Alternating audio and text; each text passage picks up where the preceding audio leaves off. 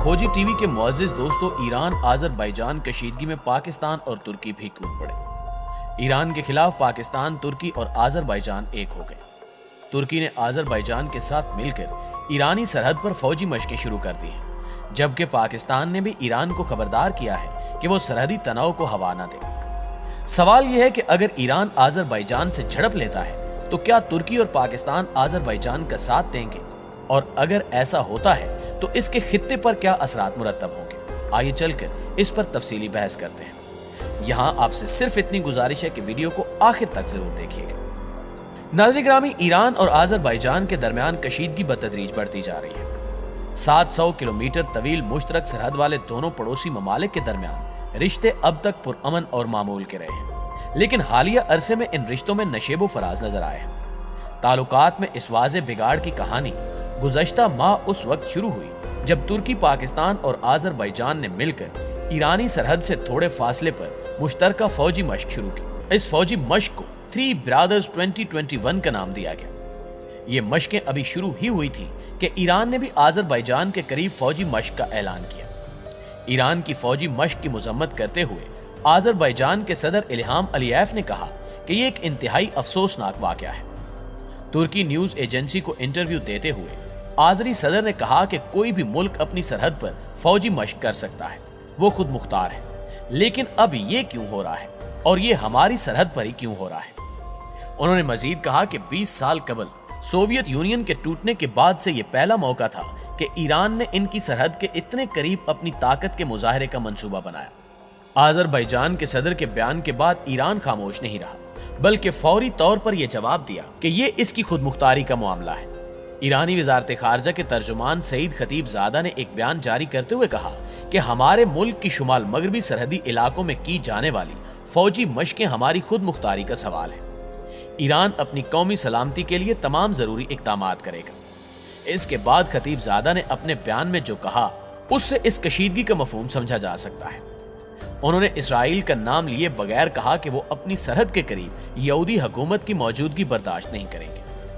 नाज़रीन ग्रामी, ईरान के वज़ीर ख़ारजा हुसैन अमीर ने 30 सितंबर को आज़रबाईजान के नए सफ़ीर से मुलाकात के दौरान इस बात का आदा किया कि वो कौमी सलामती के साथ छेड़छाड़ करते हुए सरहद पर यहूदी हुकूमत की मौजूदगी को नहीं देख सकते और इसके खिलाफ कोई भी ज़रूरी इक़दामात कर सकते हैं। इसी दौरान आज़रबाईजान के दारुल हुकूमत बाकू में ईरान के सफ़ीर अब्बास मूसवी ने गुज़श्ता हफ्ते कहा था कि ईरान की फौजी मशकें पहले से ही तय थी और आज़रबाईजान के लिए खतरा नहीं है।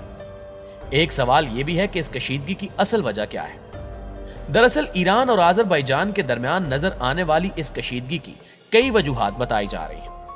तुर्की, पाकिस्तान और आज़रबाईजान के दरमियान मुश्तरका फौजी मशकों के अलावा इस कशीदगी की वजूहात में इसराइल आज़रबाईजान ताल्लुकात, आज़रबाईजान का काराबाख पर कब्जा और ईरान में रहने वाले नस्ली आज़रबाईजानी बताए जा रहे हैं। सबसे पहले इसराइल की बात करें तो आज़रबाईजान में इसराइल की वाज़े मौजूदगी नजर नहीं आती और ना ही इन दोनों ममालिक की सरहद एक है, लेकिन इसराइल आज़रबाईजान को असलहा फराहम करने वाला सबसे बड़ा मुल्क है।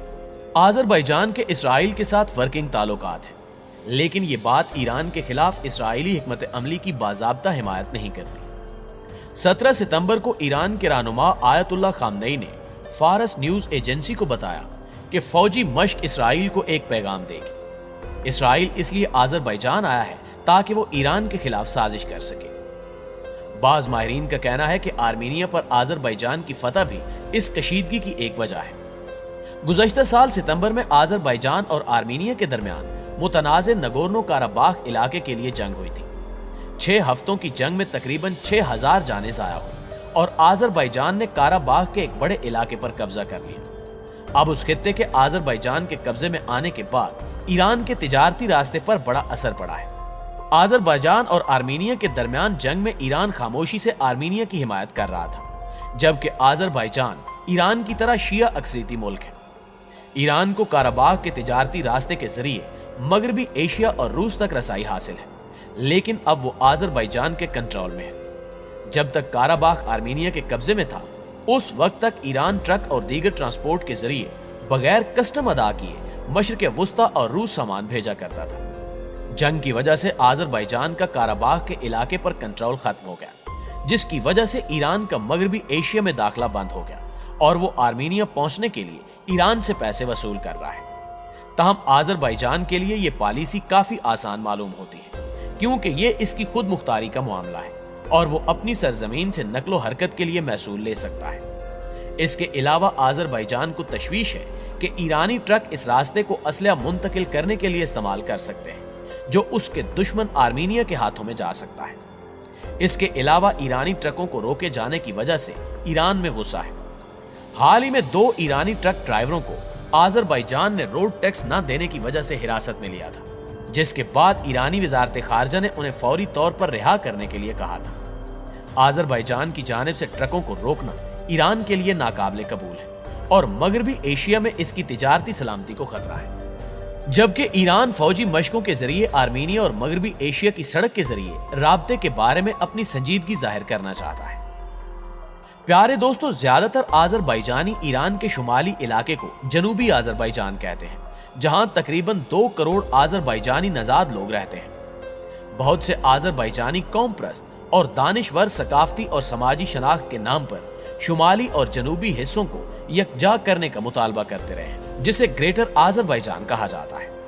یہ سب باتیں ایران کو پریشان کرتی ہیں۔ یہ مسئلہ اس وقت بڑھ گیا جب ترکی، پاکستان اور آذربائیجان تینوں نے مل کر فوجی مشقیں شروع کی۔ عالمی ماہرین کے مطابق ایرانی سرحد پر 3 ملکی مشترکہ فوجی مشق آذربائیجانی عوام کو ایران کے خلاف ایک قسم کی طاقت دکھاتی ہے۔ یہی وجہ ہے کہ جواب میں ایران کی سرحد کے قریب یہ فوجی مشق کر کے آذربائیجانی برادری کو ایک اشارہ دینا چاہتا ہے۔ یہ آذربائیجانی نسلی برادری کے لیے بھی ایک اشارہ ہے جن کی شمالی ایران میں خاطر خواہ موجودگی ہے۔ آذربائیجان اور آرمینیائی جنگ کے دوران شمالی ایران میں آذربائیجان کی حمایت میں مظاہرے بھی ہوئے تھے۔ تہران اسی آذربائیجانی علیحدگی پسند برادری کے بارے میں فکر مند ہے اور اس کے خیال میں اس میں اضافہ ہو سکتا ہے۔ آذری سرحد کے قریب یہ فوجی مشقیں ایران میں رہنے والے آذربائیجان کے لوگوں کے لیے اشارہ ہے کہ ایران ان کے خلاف بھی کارروائی کر سکتا ہے، جبکہ بیشتر ماہرین یہ بھی کہتے ہیں کہ ایران عالمی سطح پر نظر انداز ہونے کے باعث پریشان ہے، جس کی ایک وجہ ترکی ہے، کیونکہ ترکی نیٹو فوج کا دوسرا سب سے بڑا حلیف ہے، جبکہ پاکستان خطے میں ایٹمی طاقت ہے۔ جب یہ دونوں ممالک آذربائیجان کے ساتھ فوجی مشقوں میں مصروف تھے تو یہ باتیں روس اور ایران کو پریشان کر رہی تھی۔ ایسا محسوس ہوتا ہے کہ آذربائیجان کی سرحد پر ایران کی فوجی مشقیں ایک ہی وقت پر کئی محاذوں کو مد نظر رکھتے ہوئے کی جا رہی ہیں۔ دوستو، یہاں آپ کو ایک اور اہم خبر بھی دیتے چلیں کہ ترکی نے رواں ہفتے ایران کی سرحد سے متصل علاقے میں آذربائیجان کے ساتھ مشترکہ فوجی مشقیں کرنے کا اعلان کر دیا ہے۔ ایران نے گزشتہ جمعے کو آذربائیجان کی سرحد کے ساتھ فوجی مشق کی تھی اور باکو نے اس کے اقدام پر کڑی نکتہ چینی کی تھی۔ ترک وزارت دفاع کی خاتون ترجمان نے اتوار کے روز ایک بیان میں کہا کہ بھائی چارہ فوجی مشق 2021 5 سے 8 اکتوبر تک آذربائیجان کے شہر نخچیوان میں کی جائے گی اور اس میں ترکی اور آذربائیجان کی مسلح افواج شرکت کریں گی۔ ایران کی بری فوج نے جمعے کو آذربائیجان کے ساتھ واقع اپنی سرحدی علاقے میں مشقوں کا آغاز کیا تھا۔ اس کی بری فوج کی مشقوں میں توپ خانے، ڈرونز اور ہیلی کاپٹرز نے حصہ لیا ہے۔ آذربائیجان اور اسرائیل نے حالیہ مہینوں میں اپنے فوجی اتحاد کو مضبوط کیا ہے۔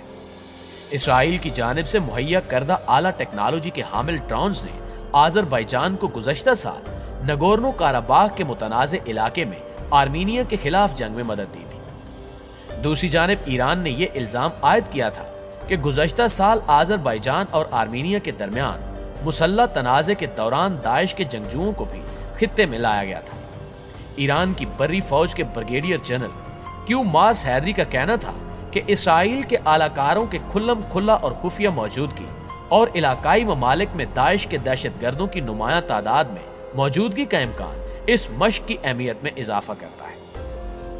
ناظرین گرامی، اس وقت پاکستان ترکی کے قریب تر ہونے کی وجہ سے ایران کو متنبع کر رہا ہے کہ وہ آگ سے کھیلنے کی کوشش نہ کرے، لیکن ترکی اور آذربائیجان کی مشترکہ فوجی مشقوں کے انعقاد سے یہ واضح ہو چکا ہے کہ ترکی اس بار بھی آذربائیجان کے ساتھ کھڑا ہے۔ اس موقع پر پاکستانی قیادت کس کا ساتھ دے گی یہ تو ظاہر ہے آنے والا وقت ہی بتائے گا، لیکن آپ دوستوں کی رائے اس بارے میں کیا کہتی ہے؟ کمنٹ کر کے ہمارے ساتھ شیئر ضرور کیجیے گا۔ انشاءاللہ آپ سے ملاقات ہوتی ہے اگلی ویڈیو میں، تب تک اپنا خیال رکھیے گا۔ اللہ نگہبان۔